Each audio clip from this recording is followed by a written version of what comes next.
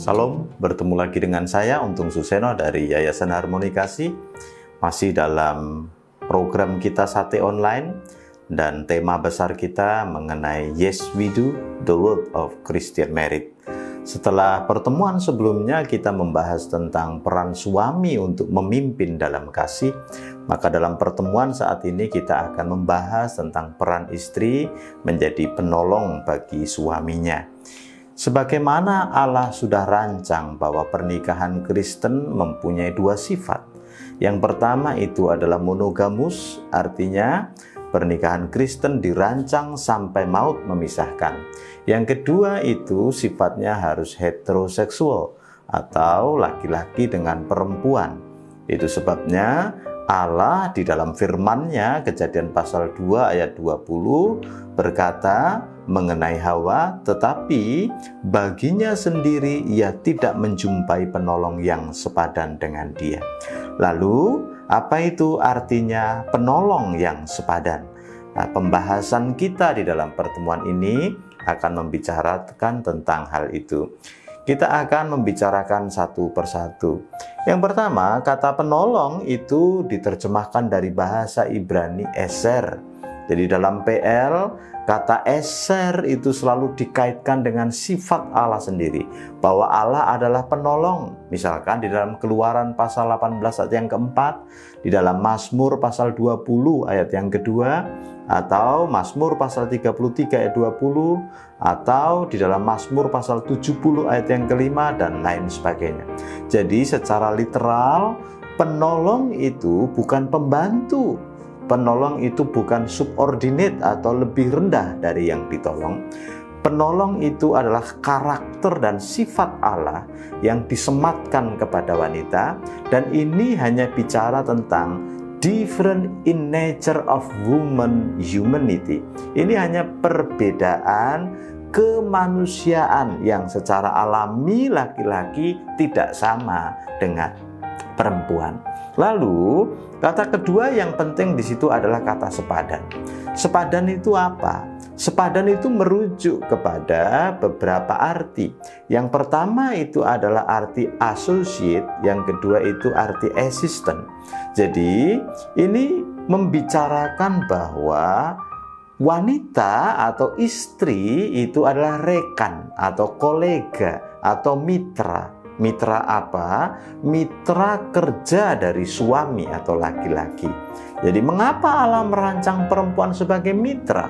Karena Allah menciptakan perempuan dari tulang rusuknya Adam, sehingga Adam diberi tanggung jawab memimpin dan Hawa diberi tanggung jawab untuk tunduk kepada pemimpinnya, yaitu Hawa.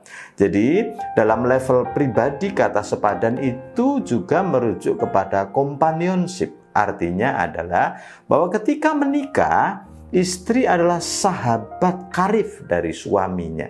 Jadi sebagai sahabat, Hawa itu kemudian mengenal dan mengetahui sampai kepada kebutuhan paling dasar. Hawa dan dirinya sendiri akan apa? Akan sexual intimation, akan procreation, dan lain sebagainya.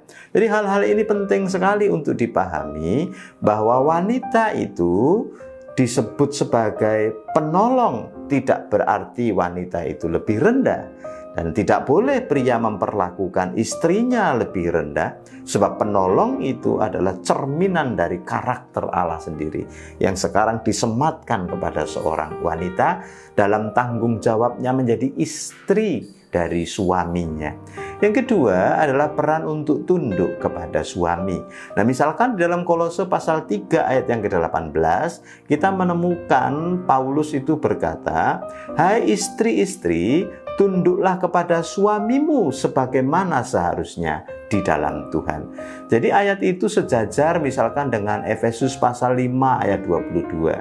Di sana Paulus juga menggunakan kata tunduk, diterjemahkan dari kata hypostaso, artinya to submit atau to subject kepada siapa? Kepada suaminya sebagai pemimpin. Sekali lagi, ini tidak menjelaskan hierarki bahwa laki-laki lebih tinggi, perempuan lebih rendah.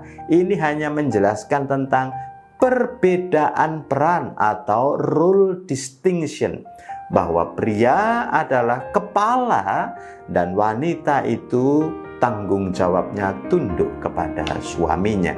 Jadi di dalam pernikahan maka sekali lagi kita mengenal adanya equality dan adanya distinctness atau ya perbedaan dan kesamaan. Jadi waktu kita menikah maka kita itu sedang saling melengkapi, kita itu kemudian saling membutuhkan. Dan ini mesti berjalan dalam keseimbangan supaya apa? Supaya kemuliaan Allah itu terpancar dalam relasi suami istri. Dari mana datangnya persoalan dan pergumulan? Ketika peran-peran dari dua tadi kemudian disalahgunakan dan kemudian mengalami disfungsi, sehingga suami tidak lagi sebagai pemimpin dan istri tidak lagi tunduk kepada suaminya. Nah, tidak berfungsinya peran-peran inilah yang menyebabkan konflik pasangan suami dan istri. Kiranya para keluarga Kristen dimanapun saudara yang mendengar apa yang kita bicarakan, saudara mengevaluasi lagi peran-peran saudara itu dan menjalankan peran itu supaya peran itu menjadi fungsional, sehingga peran itu menolong kedekatan saudara dengan pasangan saudara. Kiranya kebenaran Allah memerdekakan kita. Sampai ketemu dalam sesi berikutnya. Salam.